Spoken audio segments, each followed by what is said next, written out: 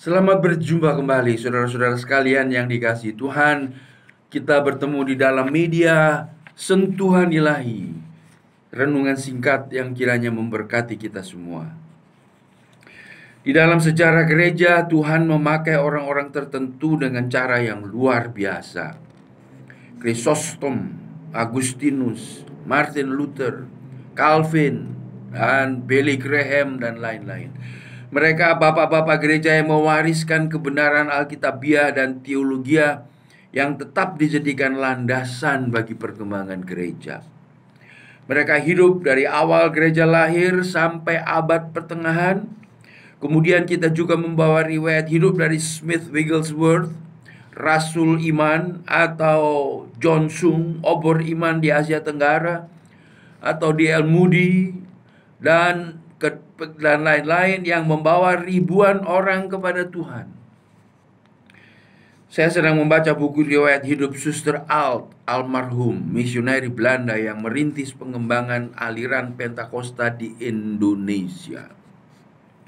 Monumen pelayanannya masih ada di Jawa Tengah, di Jawa Timur, bahkan di Papua. Kami kagum dengan sejarah hidup mereka yang dipakai Tuhan luar biasa.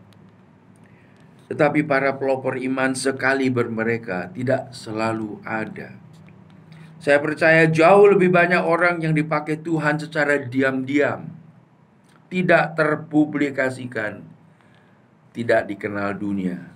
Bahkan di Alkitab cukup banyak orang seperti itu. Sebagai contoh,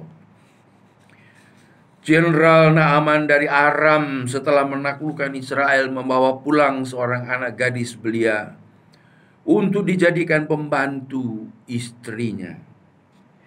Namanya tidak disebut di Alkitab, tetapi Tuhan memakai dia dengan luar biasa yang membawa kesembuhan bagi tuannya, Jenderal Naaman. Bangsa Israel, Naaman yang berpenyakit kusta. Gadis remaja ini mengatakan bahwa ada nabi di kalangan bangsa Israel yang dapat menyembuhkan dia.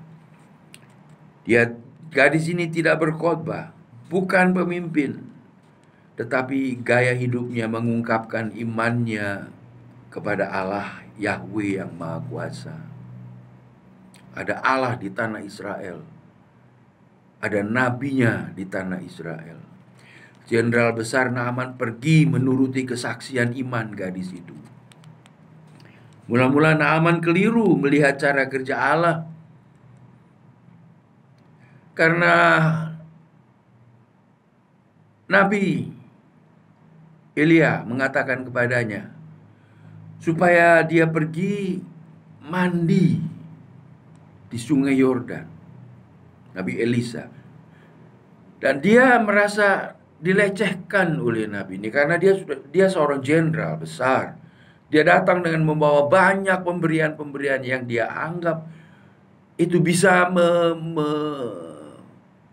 mengimbangi apa yang dia harapkan terima dari sang nabi. Tetapi bukannya nabi itu keluar, tapi hambanya keluar menemui dia dan berkata kepadanya supaya dia mandi di sungai Yordan 7 kali.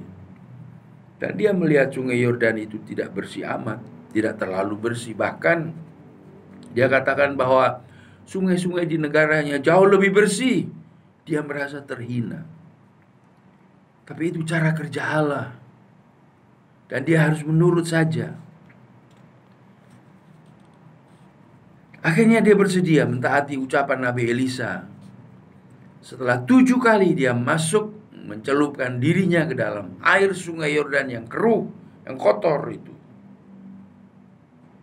Tuhan menyembuhkan dia. Bukan air sungai itu yang menyembuhkan, tetapi ketaatannya kepada perintah Nabi itu. Kesembuhan Naaman membuat dia bukan orang Israel menjadi percaya kepada Allah Yahweh. Dalam 2 Raja-Raja pasal yang kelima. Murid-murid Yesus di Antioquia dipanggil orang Kristen, yang artinya hidup mereka seperti Kristus. Gaya hidup mereka menjadi kesaksian yang menarik banyak orang kepada iman di dalam Tuhan Yesus. Bagian akhir dari Ibrani 11 menyebutkan tentang banyaknya orang yang tidak terkenal yang dipakai Tuhan selain nama-nama yang terkenal. Banyak orang membayangkan bahwa kalau mereka dipakai Tuhan, mereka akan menjadi terkenal, terhormat, disanjung banyak orang, dan sebagainya. Tidak semuanya demikian. Malahan mereka yang dipakai Tuhan seperti itu harus selalu waspada agar tidak jatuh ke dalam dosa kesombongan. Mereka adalah sasaran tembak pertama dari si iblis. Karena apabila mereka jatuh ke dalam dosa, banyak orang yang akan terdampak, iman menjadi bimbang. Mengapa pemimpin kami bisa seperti itu? Semakin kita dikenal karena kesaksian iman kita, semakin kita harus merendahkan diri di hadapan Tuhan. Ketika Tuhan memanggil murid-muridnya, dia berkata, "Ikutlah aku, dan kamu akan kujadikan penjala manusia." Perhatikanlah bahwa ada dua bagian dari ayat ini. Bagian yang kita kerjakan dan bagian yang Tuhan kerjakan.